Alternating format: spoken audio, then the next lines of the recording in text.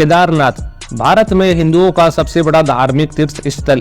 केदारनाथ शिवजी की 12 ज्योतिर्लिंगों में से एक है, जिसकी मान्यता पिछले कुछ सालों से लगातार ही बढ़ती जा रही है और 2013 में केदारनाथ के अंदर आई फ्लड के बाद तो इस मंदिर की मान्यता और भी ज्यादा बढ़ने लग गई।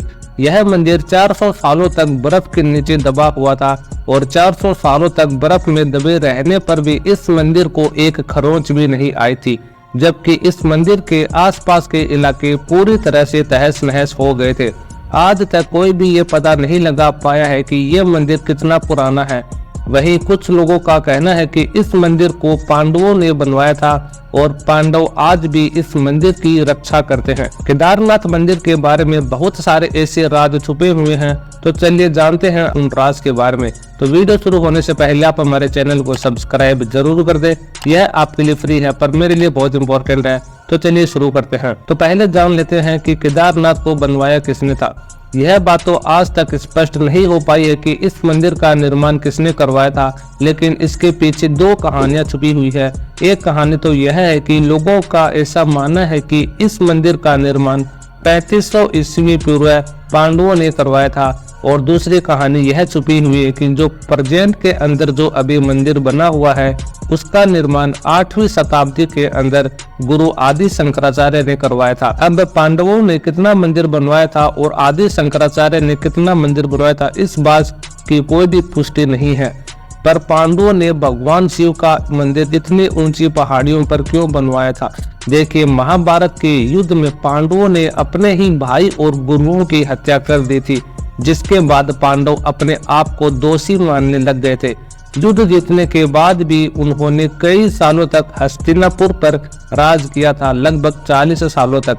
कई साल बीत जाने के बाद भी उनके मन को शांति नहीं मिली थी, तो इसी का समाधान जानने के लिए पांडव ऋषि वेदव्यास के पास चले गए। तो वहीं ऋषि वेदव्यास ने पांडव से कहा कि तुम्हें अपने पापों की मुक्ति पाने के लिए भगवान शिव के पास जाना होगा। और फिर पांडव द्रौपदी के साथ भगवान शिव की खोज में यहाँ वहाँ भटकने लगे। भगवान शिव की खोज में पांडव काशी भी गए और कैलाश पर्वत पर भी उन्हें भगवान शिव कहीं नहीं मिले, पर पांडव जहाँ पर भी जाते थे शिव जी वहीं से ही चले जाते थे, क्योंकि भगवान शिव पांडव से बहुत गुस्सा थे और शिव जी उत्तराखंड के गुप्त काशी में जाकर छिप जाते हैं और फिर पांडव केदारनाथ भी आ पहुंचे। लोगों का ऐसा मानना है कि जब पांडव केदारनाथ आए थे तो उनसे छुपने के लिए शिव जी ने नंदी का रूप धारण कर लिया था और वो गायों के झुंड में छुप जाते हैं। और 5 पांडव और द्रौपदी शिव जी को काफी टाइम तक केदारनाथ के अंदर ही ढूंढते रहे। आखिर में भीम ने शिव जी को पहचान ही लिया। शिव जी को पता लगने पर वो नंदी रूप में ही धरती में समाने लग गए थे और शिव जी को रोकने के लिए भीम ने उनके पीठ के हिस्से को जोर से पकड़ लिया था और वो ही हिस्सा धरती से बाहर रह गया था और वो हिस्सा एक पिरामिड आकार में शिवलिंग में बदल गया, जो कि अब भी मौजूद है और आज केदारनाथ मंदिर में इसी शिवलिंग की पूजा की जाती है। पांडवों की इतनी भक्ति को देखकर शिवजी ने पांडवों को दर्शन दिए। शिवजी ने पांडवों को माफ कर दिया और उन्हें स्वर्ग प्राप्ति का रास्ता भी बताया, जिसके बाद पांडव ने उसी जगह पर शिवजी का ये मंदिर बनवाया। 400 सालों तक बर्फ के नीचे दबा रहा यह मंदिर।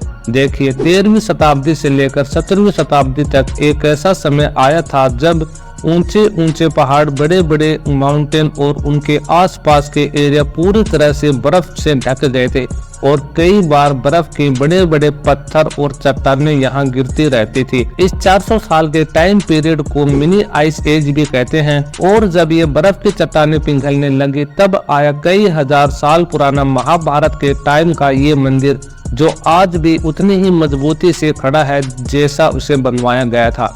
400 साल तक बर्फ में दबे रहने के बाद भी इस मंदिर को जरा सी भी खरोंच तक नहीं आई थी।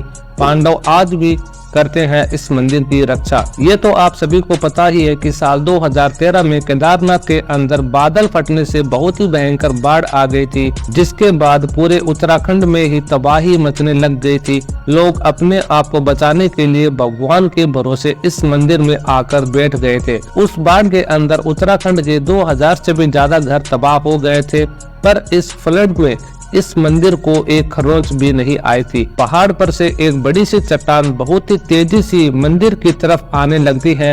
इस भव्य पत्थर को देखकर लोग काफी ज्यादा डर जाते हैं और वो चट्टान ठीक मंदिर के पीछे कुछ ही दूरी पर आकर रुक जाती है।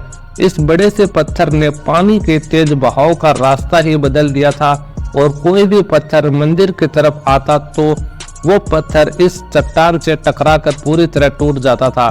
फ्लड का पानी मंदिर के साइड से निकल गया था। लोग इस पत्थर को आज भी भीमशिला के नाम से पूजते हैं। इस भीमशिला पत्थर की कहानी आज भी एक बहुत ही बड़ा गहरा राज है। ऐसा कहा जाता है कि भगवान शिव के रुद्र रूप काल भैरव इस केदारनाथ मंदिर की रक्षा खुद करते हैं। भगवान शिव का काल भैरव रूप 3 आंखें, 4 हाथ और गले में खोपड़ियों की माला, एक हाथ में डमरू, दूसरे हाथ में त्रिशूल, तीसरे हाथ में पासा और चौथे हाथ में एक खोपड़ी, और उनके साथ होता है उनका वाहन एक काला रंग का कुत्ता। केदारनाथ मंदिर से 500 मीटर दूर आपको बाबा भैरव का एक छोटा सा मंदिर भी दिखेगा। ये छोटा सा मंदिर ऐसा ही एक खुली जगह में बना हुआ है और जो भी केदारनाथ मंदिर के दर्शन करने जाता है वो बाबा भैरव के भी दर्शन करके जरूर जाता है, क्योंकि इनके दर्शन किए बिना केदारनाथ की यात्रा पूरी नहीं होती है। और सर्दियों के टाइम पर जब केदारनाथ मंदिर में बर्फबारी होती है तब 6 महीने तक यह मंदिर और इसके आसपास के एरिया पूरी तरह से बंद रहते हैं। इन 6 महीनों में एक मंदिर का पुजारी भी यहाँ आकर नहीं जाता है, ना ही कोई मंदिर की देखभाल करता है। तो ऐसा माना जाता है कि इन 6 महीनों में भगवान शिव जी अपने रुद्र रूप में आकर इस मंदिर की रक्षा करते हैं और आसपास के इलाके की रक्षा करते हैं।